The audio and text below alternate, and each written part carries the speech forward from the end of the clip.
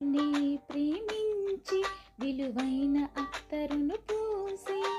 ముందుగానే భూస్థాపన కోసం అభిషేకించి యేసునే ప్రేమించి విలువైన అత్తరును పూసి ముందుగానే భూస్థాపన కోసం అభిషేకించి స్త్రీలలో ప్రశంసించబడినది సువార్తలో జ్ఞాపకార్థముగా నిలిచినది స్త్రీలలో ప్రశంసించబడినది సువార్తలో జ్ఞాపకార్థముగా నిలిచినది యేసునే